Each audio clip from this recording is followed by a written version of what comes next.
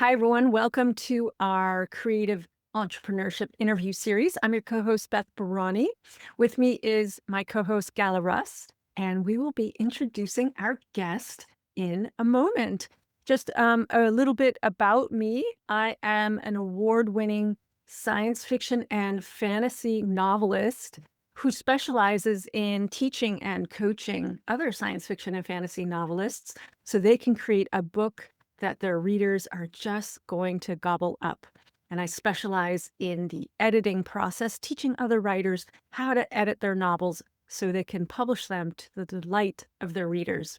And now, along with Gala, we are going to be helping creative writers who want to build profitable, sustainable businesses serving other creative writers so they can share their expertise with confidence while making a living doing what they love. And we have a creative entrepreneurship apprenticeship program starting this fall to teach you how to get your own business up and running.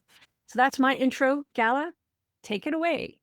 Hi, so happy to be the co-host and co-creator of the apprenticeship for creative entrepreneurs. Beth was my mentor and guide when I started my journey to becoming book coach and publishing strategist. Because originally I started as a romance author. I've published, I think, 9 books now under the pen name Willa Drew with my co-author. And transitioning and deciding that I can do it was a bit of a journey, and I'm very, very glad that I met Beth on that journey.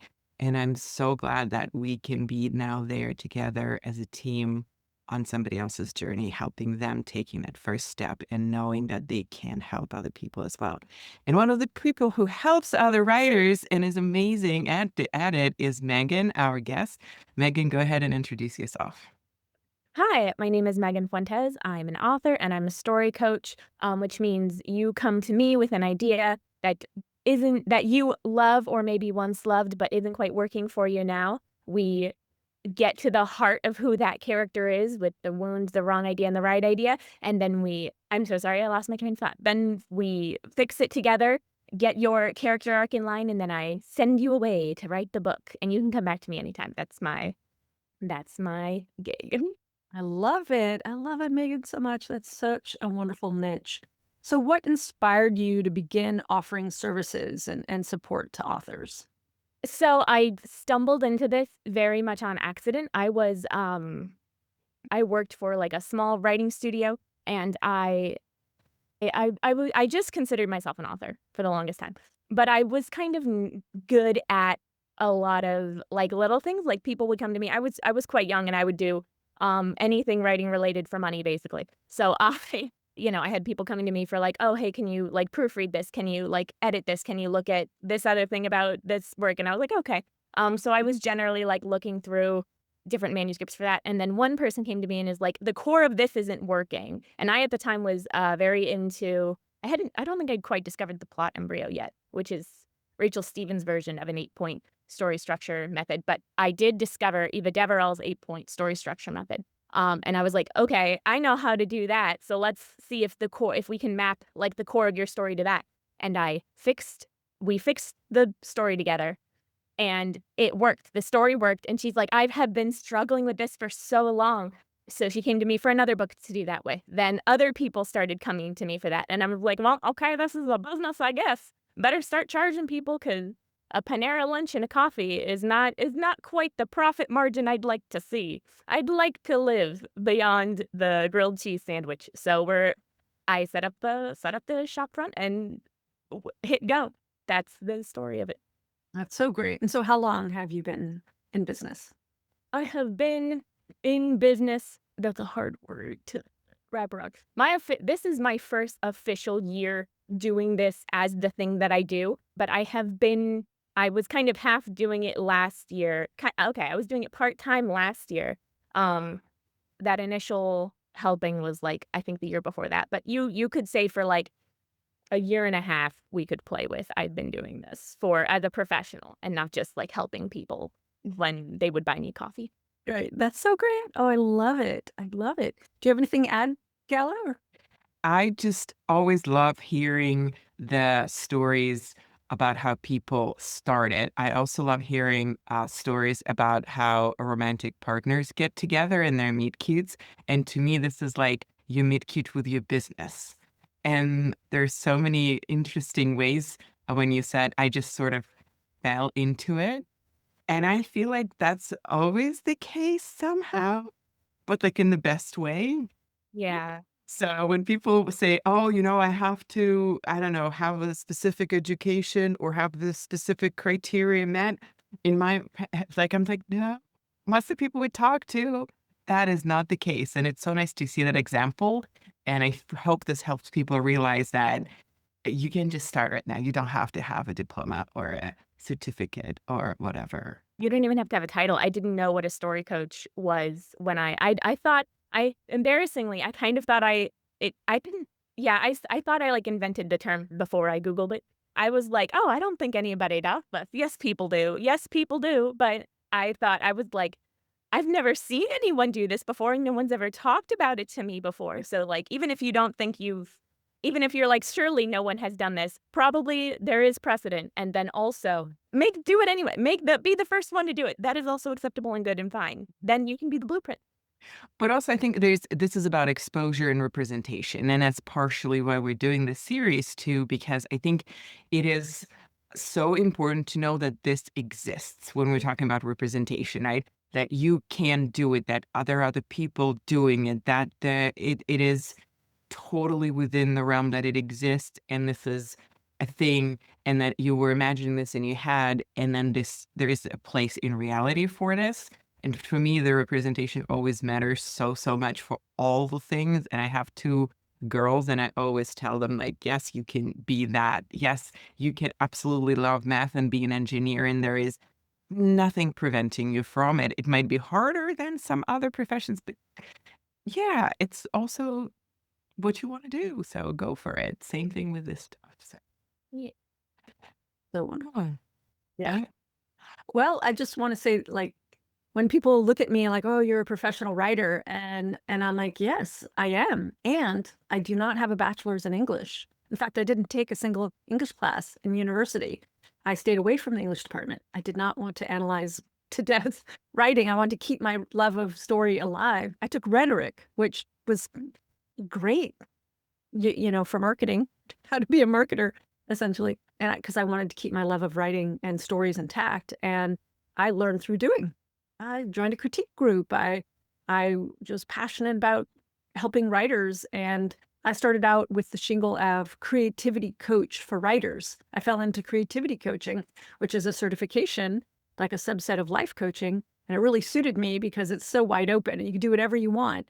And I'm like, I knew from the beginning that I would be a creativity coach for writers because that was the kind of people that I wanted to hang out with and the kind of people I already knew how to help to some degree, having unofficially helped friends in college, also been a writing tutor in college, and then got roped into teaching short story writing, even though I'm not a short story writer, while I was teaching English to non-native speakers. And that's where I put my first curriculum together. Even some of it I still use today. And it was so fun to watch these fluent speakers of English light up with all these wonderful story prompts that I gave them and wrote little stories, and we made a little anthology as the end project, and so I always thought of myself as a book coach because I love books. I love the end product of a book and the physicality of the book. And so I put up a shingle saying I was a creativity coach for writers, but knowing that I am a book writer, that, hey, you want to write a book? Let's talk. Because I wanted to help people go all the way to the end and have the physical product in their hand. So that's a little bit about my origin story. The parallels, I didn't take any AP writing classes, and I also, taught English or did no, I didn't. I got my certificate in teaching English as a foreign language at one point. So, like, ha, ha, ha. You know how it's all clearly there's, like, great minds think alike is what it there is. are the signs. There are the Mhm. signs. Yeah, I was in linguistics and ESL major in college. Oh, if I love linguistics. I have, like, watched YouTube videos before of, like, a foreign language that'll have, like, foreign language subtitles and, like, English subtitles, and I will be breaking down, like, the grammatical components of the foreign language while I'm watching, and I've done that before. That's just the kinda I love linguistic. Anyway, a very off topic thing that No, I no, no. This is why you're coming back. But I think that that's partially why where my love of structure and understanding the structure and the craft of writing comes, because I do have a very analytical mind, and the linguistics was so much fun because you have to see all of these patterns across different languages and recognize which ones do not follow those patterns. And that pattern recognition is like a big thing that I love, love, love doing, and I love teaching. And the nerd in me just like gets so excited when somebody else is excited about. It's like story. I have this whole book of like patterns of like stories, like story structure, like patterns, and like the way that they are different, but they are the same. And it is like fascinating, at least in terms of like the Western storytelling Yeah. structures. Like they're different, but they're the same, and it's Yeah. connecting the dots is so fun. Yeah, I always tell in my kids and also in some of my classes that when you look at the writing craft books, it's basically a historical analysis of existing literature.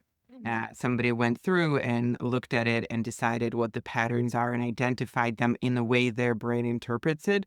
But if you're going to look at the Western storytelling tradition, and that's why in all of these different craft methodologies, there's so much overlap because you're looking at the same body of work backwards, right? There are certain analysis that your brain might do differently than the other, but the body of work you're analyzing is essentially the same, right? So, okay, are we gonna go off two different topics?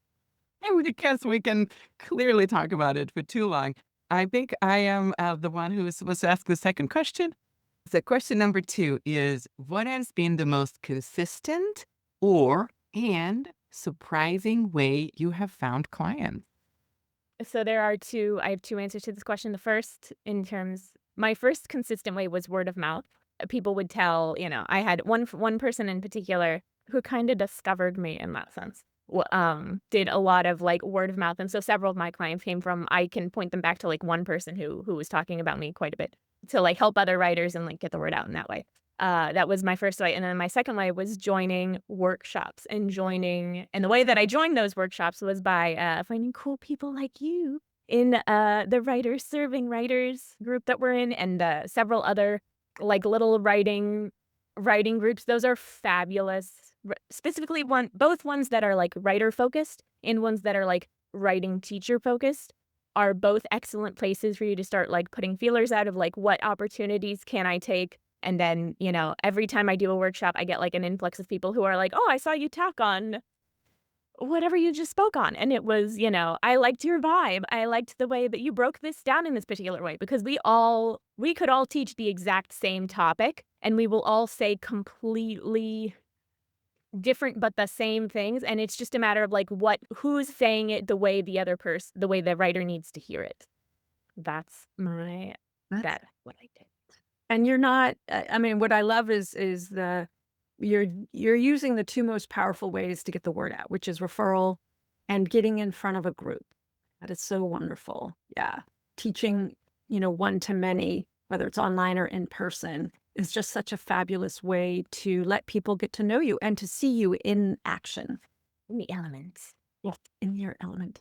Great. Well, why don't I jump to the next question, which is, so in your day-to-day work, how do you blend the role of creative, helper to other writers, and business owner? This is something that famously I struggle with because I used to, when I was working on my elementary education degree, I refused to give up writing, and then there came a point where I had to because of the workload that I put on / was put on me by extenuating circumstances. So I had to give up writing. I had no choice but to like pursue the other, like the big research paper I was doing and some other things, and my mental health like immediately plummeted, like could not. And I was like, okay, we can never let that happen again. And even my family, I've been so lucky. My family has always supported my writing. My boyfriend has always supported my writing. But especially after that moment, they were like, "Megan must write. I don't care what that is. Megan must write." So the way that I separate it is I'm on a site, and if you've been around me for like 4 minutes, you will have heard me say this site. And Gal is nodding because she's like, I know what you're gonna say. Called For the Words, the number 4, and then THEWR WORDS.com. That is a gamified writing site where you use your word count to battle monsters and collect loot, and it's a very fun, very fantasy coded game. There's also a little bit of sci-fi in there. Very, very fun. And in order to keep your streak, which mine is at like over, I think it's like 1,020 now is my streak. In order to keep your streak, you have to write 444 words a day. There are methods of like, it's called like, you can use a stempo is what it's called, which is where you kind of like, you can skip a day. But for the most part, like you're writing 444 words a day in order to maintain that streak. And that has been like, I do that first. That is how I make sure that I am writing every day, especially since I joined like other writing groups that'll have like, oh, we're doing morning sprints, or there are several people we know who do like regular writing sprints on a weekly basis. Those have been also very helpful because I can write at the same time that someone else is doing things. And what else can we do? That's how I make sure that I have my writing good, all set to go. How I make sure I get my creative work done too is I do like what most people do, which is Pomodoro sprints. There are many, many YouTube videos that have many YouTube sprint work videos that have like jazz or some other very pretty music in the background, or binaural beats that have, I'm not sure I'm saying that word right, that have the waves going in that particular way that makes my brain funky brain FM, however you do it. And they are broken up like within the video. So it'll be a 3-hour long video and it's like, 40 minutes here, then a 10-minute break, and it'll chime a little bit. Those are so good.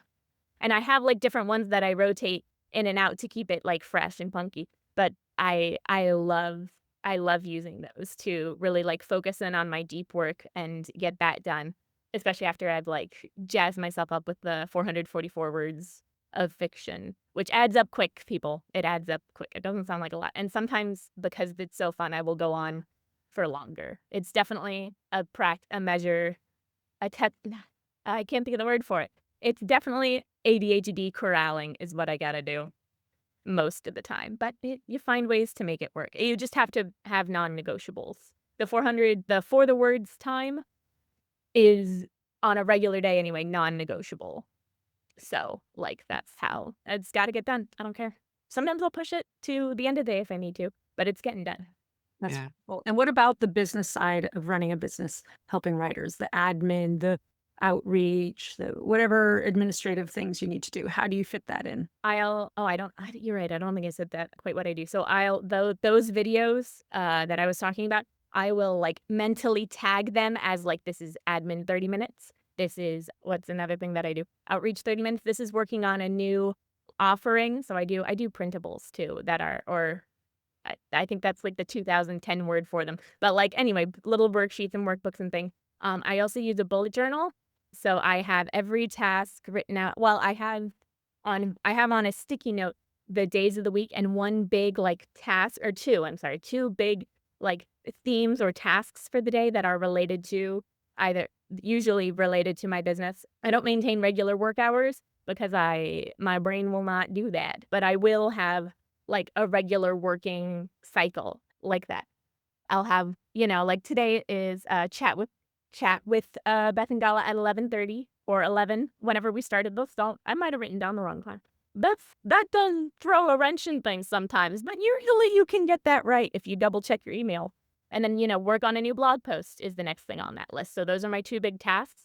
After this is done, I'm going to do my 444 words, and then I'm going to put on a video and tag the sections of that video, those sprints, to those specific tasks and knock them out. Like they got to get done. And if I find a fun way to get them done like that, then I'm going to do it. The little video. I love it. And what I'm hearing too is that you're using the audio, using music and timed writing to help you focus. And it's so funny because I was never diagnosed or even thought of myself as ADHD, but I have for years been using timed writing. And for years, as soon as I put in a headset or use my little Bluetooth headset, I can lock myself into writing by putting on the playlist for fiction. And now and I'll put on classical music and I have a whole huge playlist that I'll run in the background when I'm in work mode. So like work mode has one kind of playlist and fiction writing has another playlist. And the current book has this big suite of songs. When I was working for my sci-fi mystery, when I was working on my YA fantasy, it was a different whole suite of songs and playlists. And so I've always been using music to ground me. It's like signals my brain. It switches the gears or switches the channels. Better as a better one. Yeah, Megan, you're Yeah, you know what else I thought of that I do that I forgot that I do because it's a much newer thing I'm doing. When I have the admin work that's like not word-based admin work so I'm not like crafting an email or something or writing a blog post. I'm arranging things on Canva, which will take me hours because I love to do that. Or I'm doing, something to do with numbers. Anything that's not like word-based, I will put on YouTube has free movies so I will put on a rom-com that is not that I've seen a million times or like sometimes it's like a kid's movie or something that I've seen like a million times and I know. So I can like follow the beats of the story while they go, but it's still like story-ish, but I'm writing whatever it is that's not related to, I'm downloading logs from my Google form and like sifting through that. Whatever I'm doing that's not like I need to focus on my words. I love listening to the free movies on YouTube. I'll listen to like the same 5. There's like, oh, Practical Magic is on. Let me fix it. And that's a good way to convince me to do it if I'm like, I don't wanna. But I can watch a movie sort of while in the background while I do it, and that'll help me sometimes too. yeah, that's so wonderful. I mean, I either work at a cafe where there's an Good. plus have my music, or if I'm at home and I'm alone, I'll put on a TV show. Or if my husband's here, I have to negotiate with him because his workspace is in the living room. So I'm like, can I put something on? Because I always want something on. It focuses me. But if I can't put on a TV show where people are talking, I will put on music and that we both agree on. It's classical music. It's actually orchestral movie music is my favorite. Uh, but I love the amazingness of watching orchestras perform because it's like magic. How do all these people come together and make this thing that creates a story? And yeah, so Yeah. the power of magic and the power of it's almost like partnering with this other medium that allows us to stay focused.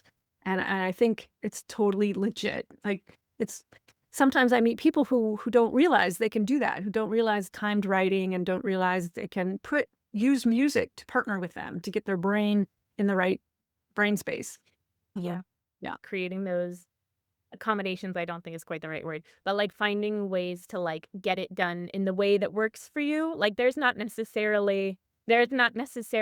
of us are sitting at our desk for 8 hours. Well, at least very few of us are sitting at our desk 8 hours a day writing a book. And like, we are novelists and this is how I don't know. I mean, a few people can do that, but most people are going to tap out of creative work at like the 4-hour mark at most, or they're going to, yeah. Or they'll tap out at like the 2-hour mark and need to come back, and they'll come back refreshed for 6 hours in the evening because they're in hyper focus mode. But for the most part, it's not going to look like the 8-hour workday that we're used to seeing portrayed for everything. So you have to be creative with your creativity and find how you can like get it done regardless. My partner is into music and I don't know how his brain, I don't know I don't know if you've heard him come in and grab something. Who knows what he grabs, but we also share a workspace. It's blurred back there because there's a really terrible picture of me he has on his little bulletin board. Like it's so bad, but he likes it. I don't know. But that gets blurred every time. I'm not letting the world see what I look like over there. That's not acceptable. No, we share a workspace. Yeah. And Gala, did you want to chime in about music or not music? Yeah, everything, as a person with a neuroscience brain, I relate so much to what everything that Megan says. I actually did register for the words I haven't started using it. I have a kind of a similar thing with Duolingo because now I am at the like 443 days or something. So I have to do it every day. And then I have the freezes. So I think that this for the words would totally be just up my alley, just so that I have at least something written. Because one of the goals that I usually have for myself is even if I have absolutely no time to write, I usually set my timer for 20 minutes and I have my digital timer. And I usually set it for 20 minutes and I'm like, well, I can write for 20 minutes today. And usually this is my also starting game, where usually it's also how I start myself if I'm not in the mood, but it's also a way how I get something done. So I feel like there was some writing done. And then the other thing I also love binaural beats. I 100% use the Pomodoro method, the videos that you're talking about. I know them. I love them. And then having different kinds of music for different kinds of writing is absolutely something that I also do, because different kinds of music energizes you in different ways, all of the above. And I think that everybody is different, and you need to try things because you never know what is going to work. And it's okay if stuff doesn't work, but it's really, really worth trying. Like, I'm trying dictation right now for the second time because my wrist has been bothering me over the last 3 months. And I'm like, but I really want to keep writing.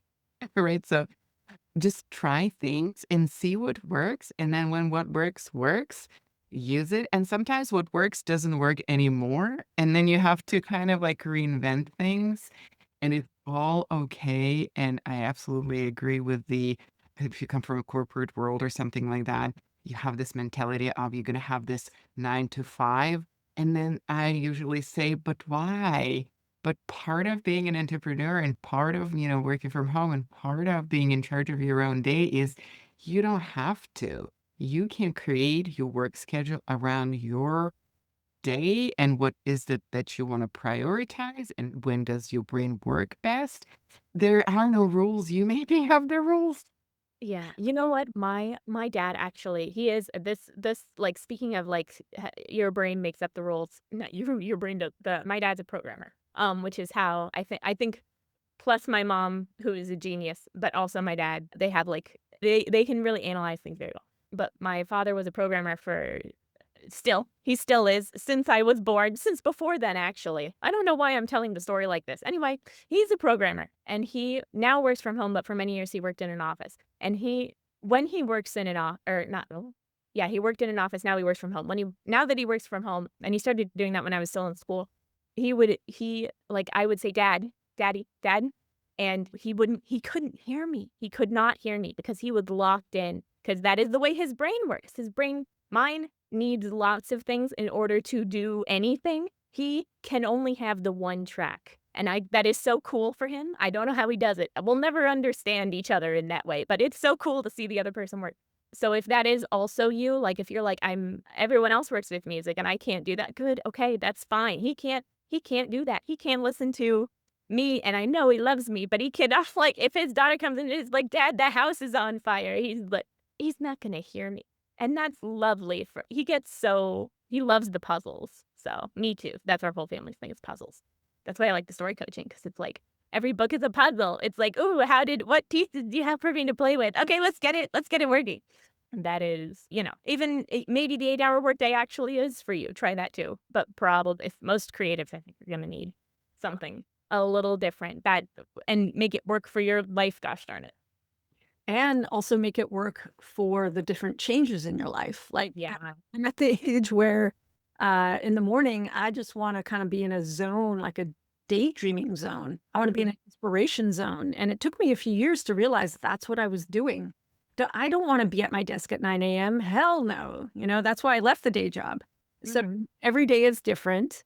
And I like to start my day with something inspiring. And for a long time, it was like science videos. And now it's like French radio. And at other times, it's been reading an inspiring book. And it changes. And that's why I wanted to work for myself. I wanted to find a way to honor my creative flow that looked different every day. And it's delicious and wonderful. And no day is like any other day.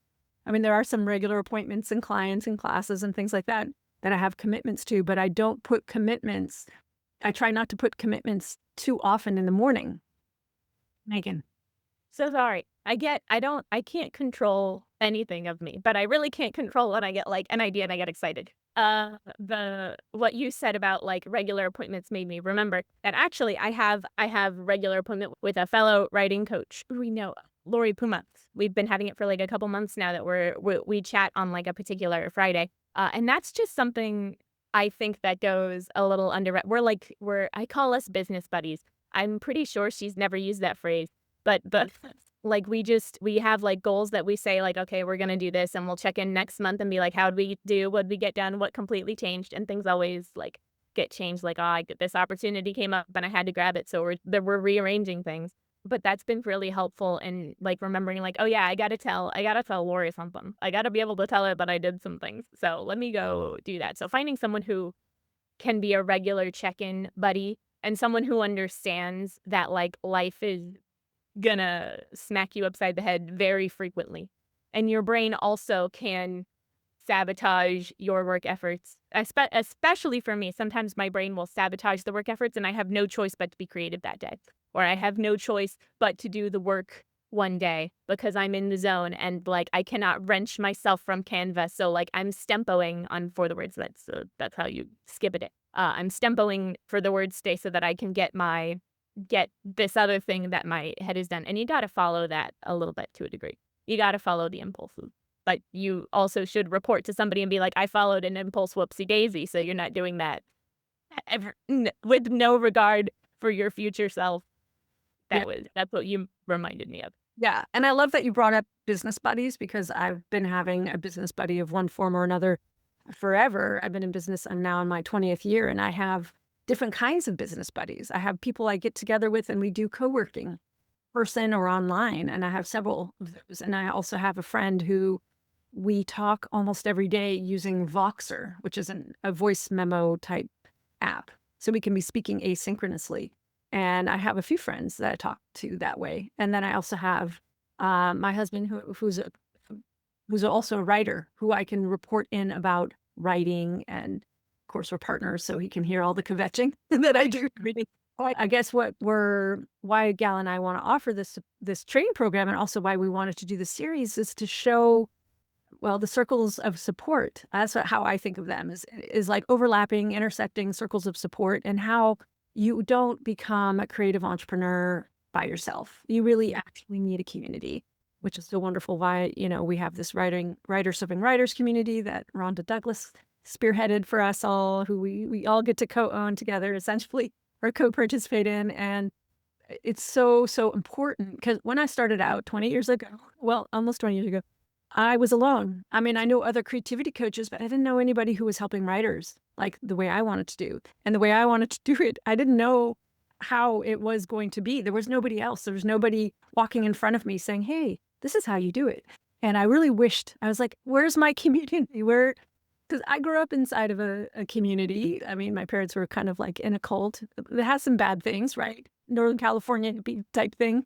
But also it's a community in every small town. And there's always interlocking communities. And I didn't realize until, gosh, maybe about 10 years ago, how much I needed community in my own business. How as business owners, we need community. And I'll just say one last thing. Like I've always actually been in one form or another of business training. Even now, I signed up for someone's business training class and it's kind of a review, but also I needed it because I was adding in this new component of working with, people who wanted to be writing teachers and coaches and editors. Like that is a new business. So I had to like revisit all the fundamentals of business. And, I'm still in the middle of that. And so it's not one and done. We're always learning and growing. And writers are one of the most avid learners that I know.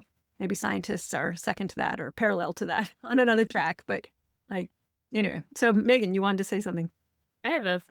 Who knows what that was, but I'll say something else. I have a friend who is a writer and a scientist. And so that's what you made me think of. I think what you're referring to now that I'm speaking, I think what you're referring to when you're like, you wanted to say something was my like little like shake of my little like whatever that was. And that was, I believe when you mentioned a cult and then I tried real hard to be like, no, wait, politeness. You can't say cool to that. That's not, you can't shout cool when someone mentions they were in it. That's not nice.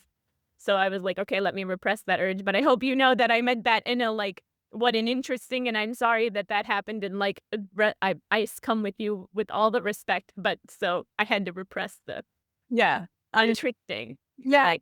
Like, it's funny because as a child, I didn't think of it that way. Yeah. That's only as an adult I realized, oh, okay, yeah, it had many of those traits.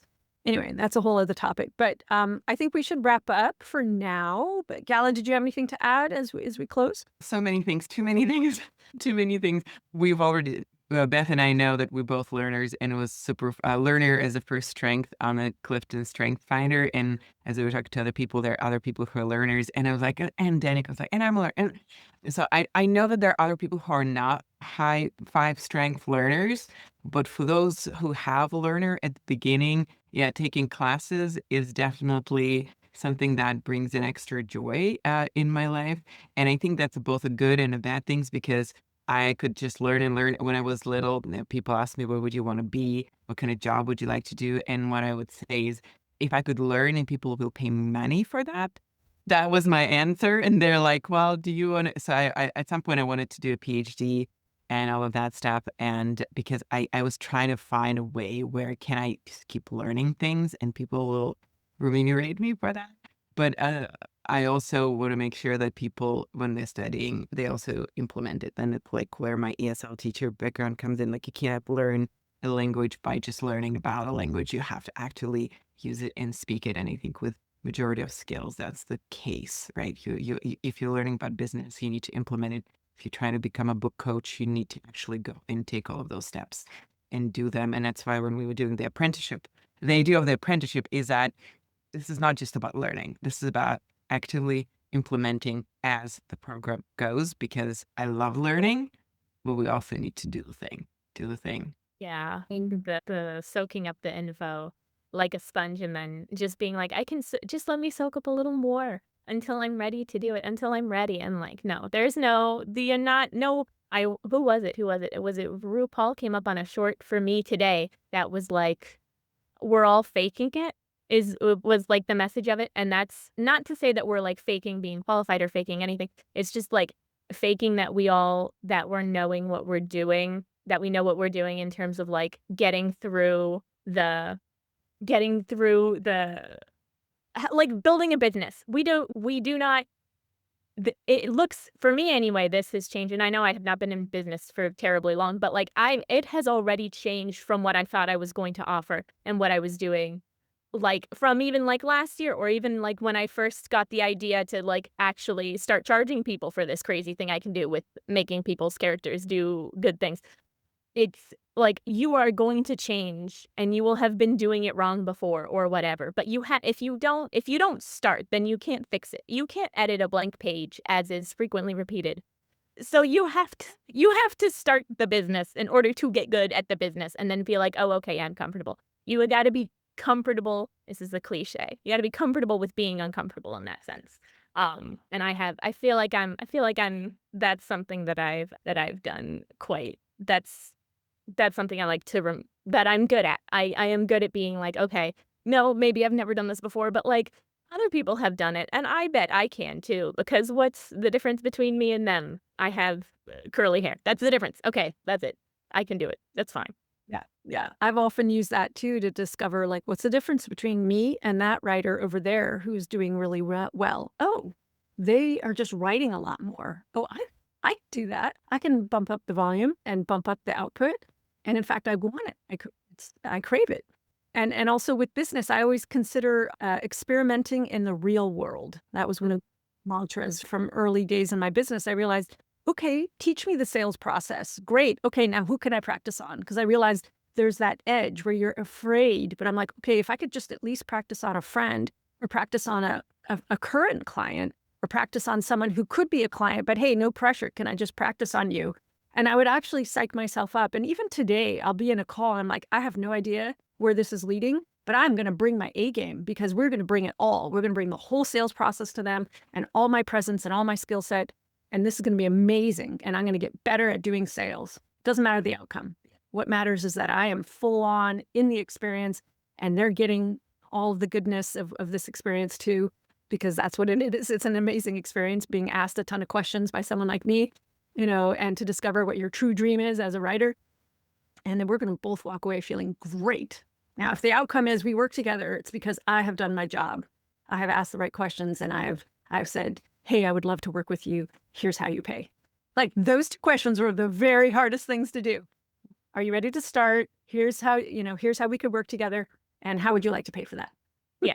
Selling is a completely different skill. You can be real good at what you do. I like to think I'm good at what I do. But selling, I'm not ashamed to say, like, I'm still learning how to sell myself. I am still, and I will probably always be learning to a degree how to sell myself because people's psychology and why they buy is changing all the time. Like, how best to, we've all heard the same hook from that Instagram reel 10,000 times. So now we have to change something to make it hookier in order for people to talk to us in the first place, let alone the further along warm audience process of like, okay, you've met me, you like me, I'm pretty sure. Now do you want to come in to step into my world type thing? I'm still learning how to sell myself, but that doesn't stop me from trying. And it just means I'm also finding resources of how to do that better while I am stumbling my way forward like a little baby fawn. Aw. Like, you're gonna keep doing it, but you gotta do it though. It's not you can't not do it. Why would you, like, prevent yourself from getting something that you want for so long? Go get it. Go get it. And, we have a quiz that we offer people, which is going to be in the show notes, the creative business style quiz.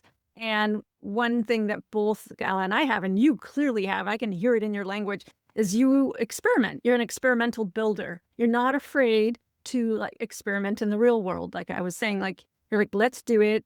Let's be a fawn on wobbly legs. But does the fawn think, oh no, I can't be a fawn? No, the fawn just goes, I am now deer. And here I go out into the world. And by the 20th step, the fawn is like running around, galloping and leaping and right. Like even on little baby legs, we are still fully ourself, and we are still fully bringing something to people who are in the seedling cycle. It's going to be a clip right there. That was just such a perfect phrase. Beth, you did. I think we need to round it up. I had one other idea that you were talking, Megan. This is why Megan is coming back to my writing conversations. It's impossible to stop talking. But the level of mastery, and one of the things that I encounter with people is that they think that they have to achieve a certain level of mastery before they can teach other people. And again, coming from the foreign language department, when I was teaching kids at elementary school, I was not super fluent at French at that point when I was teaching the kids, but I was plenty fluent and plenty knowledgeable to teach them at the level because all they needed to learn is the very beginning. They did not need to know how to conjugate and what is a passé or like they don't need to know. That is not the level. And I was plenty qualified to teach them at where they are. But as my competency grew, I could teach different levels of people. So you also need to see what your target audience is and who are you teaching. And also all like therapists have therapists, book coaches have book coaches. I don't think that us as people will ever stop learning. So the fact that there is something else that you think you need to know just is a normal part of life. Like we are always constantly learning something else. It doesn't mean that you cannot teach the things that you do already know. That is my final thing. And I think we need to. Do you want to say, Megan? Okay. No, we can't. We can't let me talk anymore. It's a bad idea. I got to be done. Whatever it is, well, I'll send you an email, I guess, if I think of something else. But so, then let's wrapping this up. You're Beth, you want to close us up? Close us off. That's a wrap, everyone. Megan, thank you so much for taking the time today. Of course, we could talk for hours, and I know you're going to be on Galarus's wonderful Instagram Live called Writing Conversations. Everyone tune into that. And thank you so much. We look forward to sharing all of your wonderful wisdoms with the world. And we really appreciate you taking the time today to speak with us. It was my pleasure, truly. I love what you guys are doing. This is a great program. Great. Thank you so much. Thank you. Thank you for chatting.